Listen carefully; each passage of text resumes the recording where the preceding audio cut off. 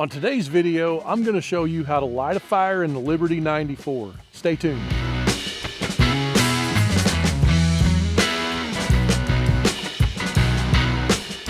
Hey, on today's video, I'm going to show you several ways to light a fire in this pit, and I'm going to give you some really important fire management tips and show you how to run this pit the easy way. Now, one of the most important features of this pit that sets it apart from other offsets you might see on the market is its vertical airflow design. So we use this vertical baffle plate in here. You've seen me talking about that for several years now on the Smoker Builder YouTube channel. This one's a little bit different though. It's got some adjustable holes on it, and you can open and shut those holes to control how big of a split you have on temperature zones or dead even temperature zones by moving the plate around. So anyway, let's go ahead and look at this FlowTuner Baffle Plate and show you how that works, and then we're going to go ahead and light a fire in the pit. Okay guys, so as long as I can remember throughout my almost 20 years of designing and engineering barbecue pits of all kinds, but especially offsets and reverse flows, I can remember everybody on this massive quest to get this dead even temperature zone all the way across the length of their smoker. Now, you know, as I've gotten more mature in my barbecue career and, you know, literally thousands of pits that we've built and thousands of customers we've served and thousands of cooks that I've done myself on crazy big pits and small pits all alike, the more I've learned to appreciate the ability to control how even this cooker cooks, because not every recipe is going to be set out for like dead even temperatures all the way across the cooking grate. You know, when you think about cooking on your stove, you may be cooking at a low temp for one part of the recipe, and then you may be cooking at a higher temp to finish off, or vice versa, high temp and then go down to simmer. We do that same thing in a barbecue pit, and so that's why this design is so unique in and of itself. So we've got two ways that we can adjust the temperature zones in the pit for evenness in here. So let's go ahead and grab this baffle plate out of here and kind of look at it and show where it's placed and how it works. So in the Liberty 94 Offset Smoker, we've got what we call the throat opening. And the throat opening is the opening that literally where the air comes out of the firebox up into the cook chamber. Now, what you see in a lot of people's smokers, they'll have some kind of it's always been like this quest to get the most perfect baffle plate that gives you the most perfect cooking temp. Well, in this situation, we're not really we're going to lean into this a little bit. We've got a massive throat opening here. We're not restricting air in the firebox at all. And that throat opening lets 100% of the air mass go through this, the heated air mass go through this throat and come into the cook chamber. Now, what a lot of people do is they put some kind of a deflector in here that deflects or turns the airstream downward. And what happens is, if you think about the weather, the warm air mass always wants to go up and the cool air mass always wants to go down. It's no different in a smoker. That's why you've heard a lot of people call this barbecue weather in here, and I really like that term. I don't know who originated it, but it's perfect because that's what we're trying to do, is spin this air around inside the smoker. So we've got the air mass coming out. Instead of pushing it down where it goes down under that plate and then it goes back up, you're still gonna, with a downdraft deflector, you're always gonna get air that comes back up. Instead of doing that, we're letting this air come out, but we're pushing it straight up as fast as we possibly can. Now, the big difference in this kind of cooking in an offset smoker is we don't want to have a lot of radiant heat on our meat. We want to get convective airflow. Remember, we talked about barbecue weather. We want to spin this air mass around. It's going to give you a completely different style of barbecue compared to a direct heat smoker like we have over there. While we can produce amazing offset smoker style results in the full-size Smokeslinger or the mini direct heat cookers, there's nothing like offset barbecue on an offset smoker. So that's where this thing really shines. So what we're doing is we're letting that air mass come up, and then the whole length of this chamber becomes a big heat sink. And what we're doing is we're letting that hot air, that superheated air mass, lose its radiant heat out the top of the pit, so that this thing will actually get rid of that super excited, superheated air, that radiant heat out of it, and it'll start to temper and settle down that air mass. As the air goes across across this pit, it's going to have only one direction it can go, and that's to spin down in order to get out our smokestack collector, which is at grate level. So anyway, that's what we're doing here. And as we run this pit, we have a couple of different things we can do. If we want to drop temperature backwards towards the firebox, then we would run this pit with the smokestack wide open. If we want to keep this temperature dead even and actually get what I call undertow, that little spin of air underneath of our meat, we're going to damper the smokestack down. We're not going to let as much volume of air go out, but what air does go out is going to maintain velocity, which is what we call draw. So the velocity or speed of the air that's leaving. Now, without further ado, let's see the magic of this baffle plate, the FlowTuner Baffle. I've cooked in this recently, sorry for the dirty, but you can kind of see that baffle plate right here, I believe. There's a half moon shaped plate. Right now it's sitting about the width of my hand off of this wall. If you take that plate, you can just turn it and lift it out. Now it's got these two dampers on there that you can open or close in order to let more or less radiant heat through from that air mass coming through. A little bit of air will make it through, but for the most part, there's nothing stopping this air from going straight up behind this plate. We're going to rely on this opening of this damper to get rid of what we call the cold spot right in front of this plate right here. So whenever you open those up, you're going to get dead even. Now all we got to do is talk about where to place this baffle horizontally in the chamber. So a couple of recipes I like to do, I set this thing up for 2-zone cooking, and you're going to see a rib video coming up very soon where it's a spoiler alert, I'm going to take one slab of ribs and get it most of the way done. Then I'm going to cut that slab up into bones, and then I'm going to actually have an iron skillet sitting here right over this fire, and we're going to deep fry those ribs in hot oil with that radiant heat that's coming out of this throat, but we smoked them over here. So that's awesome. You can set this tuner plate out away from the wall to get that hot zone here and a cooler zone over here. You can use that for searing steaks or anything like that. Now, if you wanted to even this thing up and you wanted to get more room for meat to sit on the grate, then you would just slide this over towards the firebox wall, and that's going to give you more real estate here that's at a better or a more even temperature zone. So you can go up to 1.5 inches from this wall if you're doing a low temp cook. If you want to get a higher temperature cook, like 300 to 400 degrees in this chamber, this plate needs to come out away from the wall so it's not restricting airflow. So anyway, there's a little bit about the baffle plate. Today, since we're running this pit for just a general barbecue cook kind of fire, I'm going to set this thing about 4 inches off of this wall, and I'm just guessing it's just slightly more than the width of my hand. And that's going to allow us a ton of air to move through here. We're going to get a really good spin of this air in the chamber, and from the end of this plate to the collector box, we should have a really good even temperature there. Okay guys, so here's a few things you're going to need to light your fire in an offset smoker, especially the Liberty94. There's also, I'm going to cover 2 different ways to do this. So first of all, you're going to have some wood. You get your own wood, you can split it yourself however you like it. You can purchase wood. Most of the wood you would purchase like at an Academy Sports or online or somewhere like that is going to be within the realm of reality for what I like. Now, the one thing to point out is if you're buying wood from someone like from an Academy or online, a lot of that wood is mechanically kiln dried.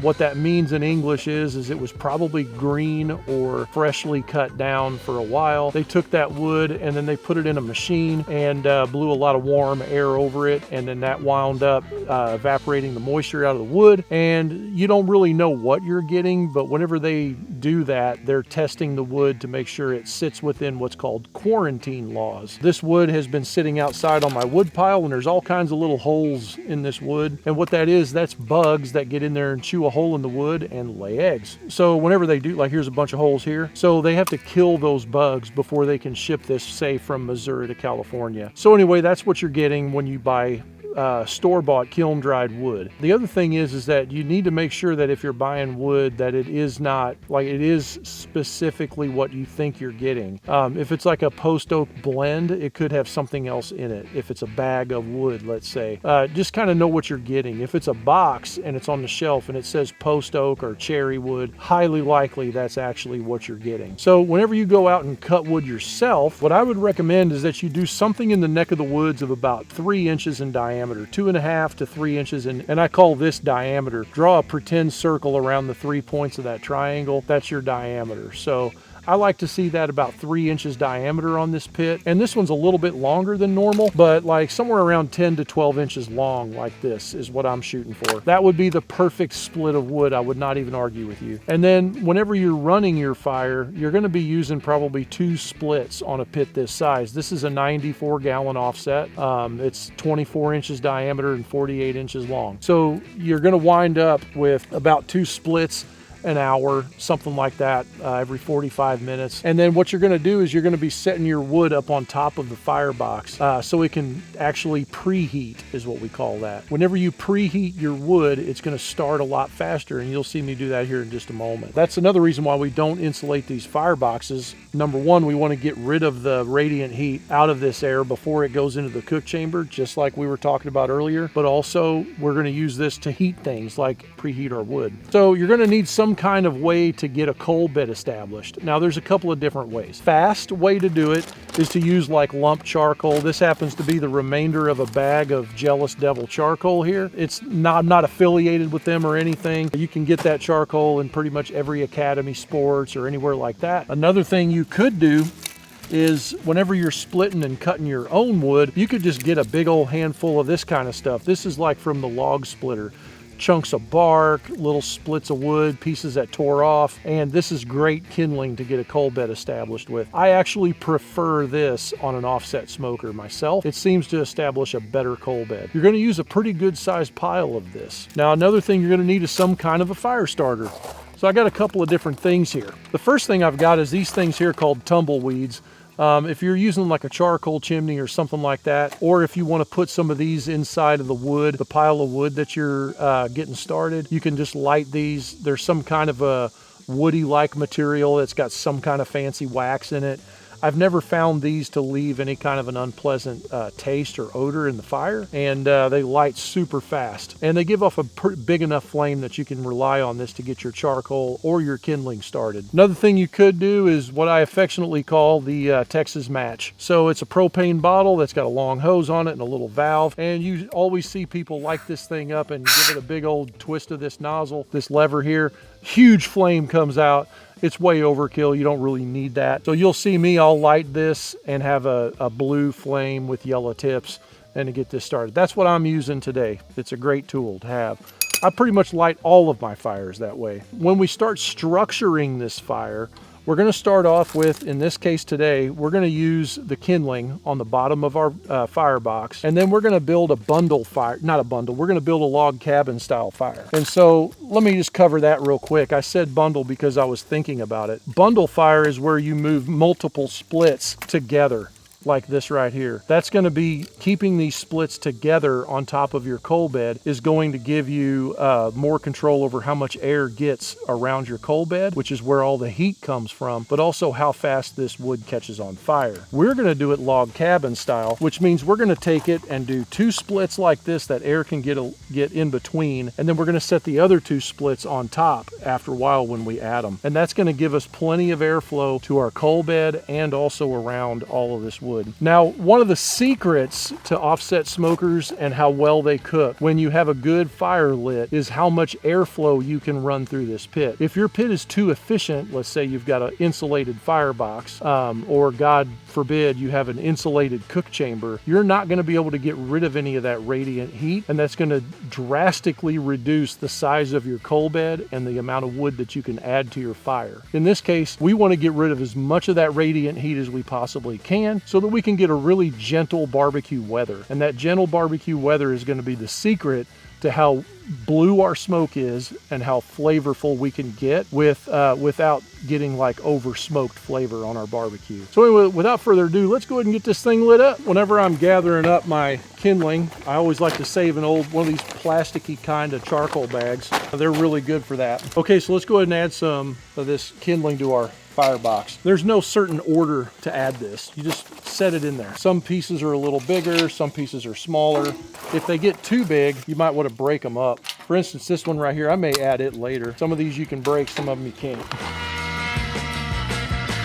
Okay, so we got our kindling in there. Now we're gonna go ahead and light this kindling on fire. And then after we get that lit, we'll add splits of wood. So when you light one of these, I like the ones, some of them just have a lever. I do like the ones that have the little needle valve. Some needle valves, when you open it, will not dispense gas. Some will. This one, whenever I open this, gas comes out. The ones that won't, you'll have to pull the lever down. So when you pull that lever down, the nozzle, the little valve is what sets how fast the gas is coming out, no matter how hard you pull the lever. So this is just my favorite because I never use the lever. Like pretty much never use the lever. So once you get that orange flame or yellow flame, just open it up to where you clear to a blue flame. When you get the blue flame, you're not burning up the end of your nozzle. About like that.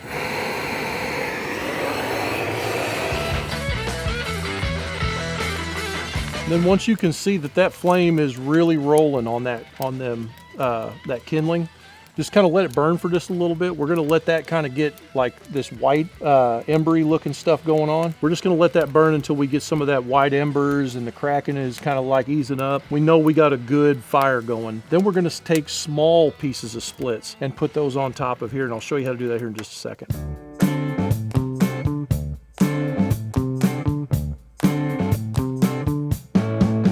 Okay, so I'm liking how that's looking right now. So we're gonna go ahead and lay our base logs in. And I've got some hickory and some cherry here today.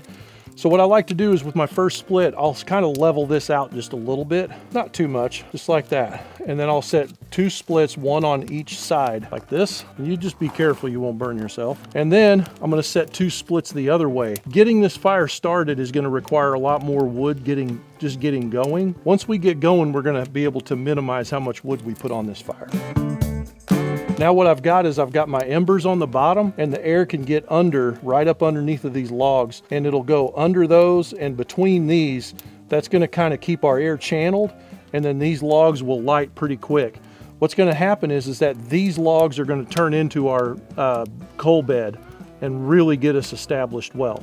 The next thing we got to do is open up our smokestack damper and get some air flowing through the pit. Okay guys, up here's our smokestack damper. Right now it's completely closed.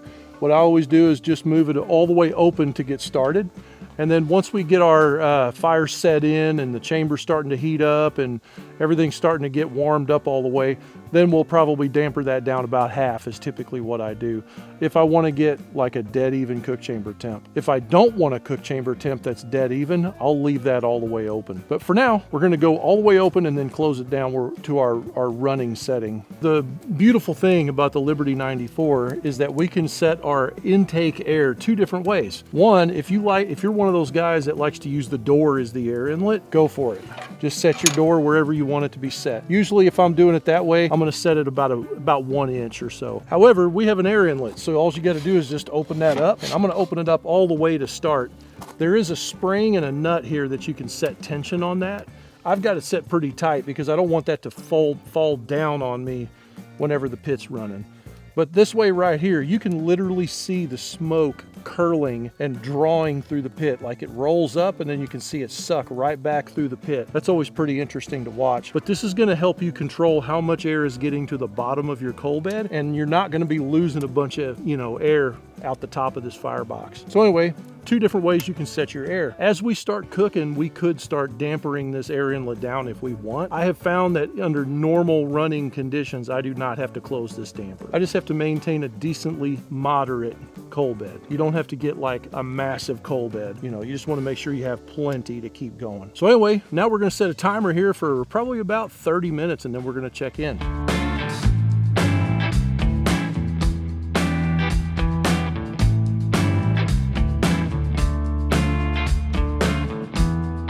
Okay guys, let's check in here on the coal bed. Real quick before I do that, a couple more things you might want to have around is some kind of a tool to scrape things around with. Normally, I'm not hunkered down this close to my firebox. I'm usually standing up and looking inside. So I usually pick out something like this here. This is just a regular old garden hoe. Now, most people would take and set this in there like this with the flat piece on the bottom. But one thing you can do, and I do this all the time cleaning it out, is rotate it sideways. and you've got this nice little angle here with a little bit of a radius. And what that does is it allows you to scrape on that radius side of your firebox, the bottom here, and you can clean it out pretty easy that way. It'll make some squealing and some different noises and stuff. Another tool I have, and I use it more than anything else I have, is I've got another garden tool like this that's just 4 prongs, and it's way over there in the garage. That's why I don't have it with me. But I like to use that because I can literally take one tine and get under a log and roll it over or whatever. Just saves me a lot of getting down here and getting my big fire gloves on and different things handling this coal bed. But here, let's go ahead and check in here. Let's see what we're doing. So you can kind of see we've got the original kindling that was in here is kind of disintegrated and starting to turn into ash and some smaller coals. And we've got the base logs going this way. This one here is pretty much done. That one there is looking pretty brittle. We're going to be able to break it up and do stuff with it.